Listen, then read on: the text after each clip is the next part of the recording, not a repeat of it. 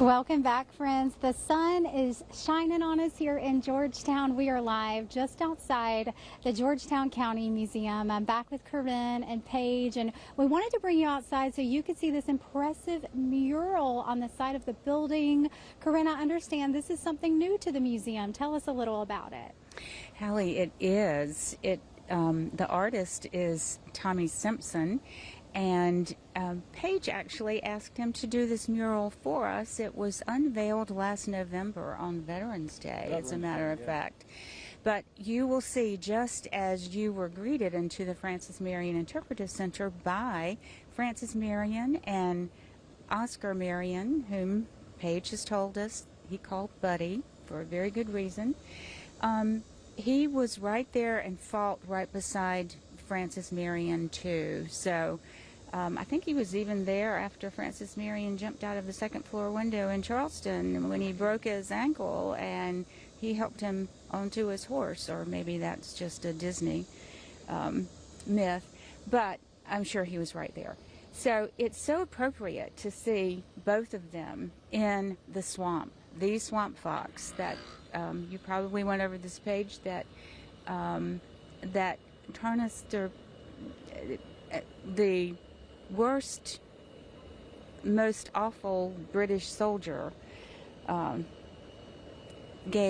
ended up giving the name the swamp fox to Francis Marion. But there they both are in the swamp. That could be near Snow's Island, which the British never found one of his many hideouts. But whether he was making a getaway from Hampton Plantation or Hasty Point or points around here in Black Mingo, you'd find both of them together. It's a beautiful depiction of the history, again, taking us all the way back to the 1700s. And Paige, you guys have quite a display here. It's a big deal, not just for Georgetown, but for the entire state of South Carolina, right? Yes, ma'am. This is the Francis Marion Interpretive Center for the state of South Carolina.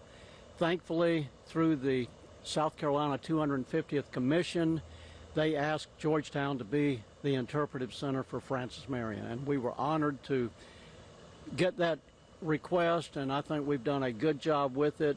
The attendance at the museum has increased tremendously since we've opened the Francis Marion Interpretive Center. We still have many more years to go as we celebrate the centennial, and hopefully we're going to see a lot more people who are interested in Francis Marion and his association with Georgetown. How important is it to keep that history alive, Paige? I understand this is something you're so passionate about, not just sharing here at the museum, but also tours in Georgetown, right? Yes, ma'am. We offer a walking tour following the footsteps of Francis Marion.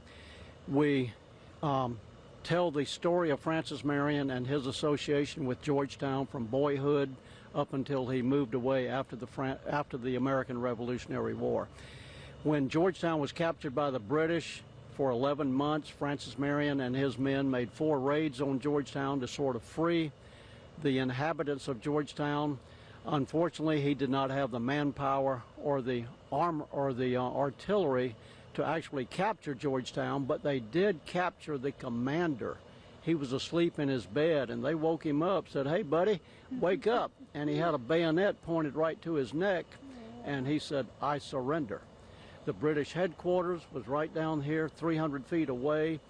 We can show you where Francis Marion's family lived, where they worked, where the parade ground was, where the muster ground was. So, anybody who's interested in learning more about Francis Marion, please come to Georgetown and follow the footsteps of Francis Marion.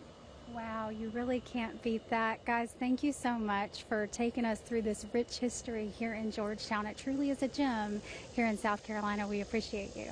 We thank you all for coming to Georgetown and letting us show you Francis Marion Interpretive Center and the Georgetown County Museum. It's our pleasure, but right now we need to check in with Michaela for what's coming up on WMBF News at noon. Hey, Michaela. Hey, Allie, it's almost back to school for students in Horry County. The vacant positions the school district is looking to fill before the first day and new safety measures in place. Plus, we have one more gloomy day, but don't let it get you too down. Meteorologist Matt Bullock has the first alert to when sunshine will return. That's what's coming up next at noon, Hallie, and we'll see you right back here in 5 minutes. Thank you so much, Michaela. We're looking forward to that. And friends, we're looking forward to seeing you right here in Georgetown, just south of the Grand Strand. It's definitely worth taking a little day trip. I hope you all have a blessed day. Don't go anywhere. WMBF News at Noon is coming up next.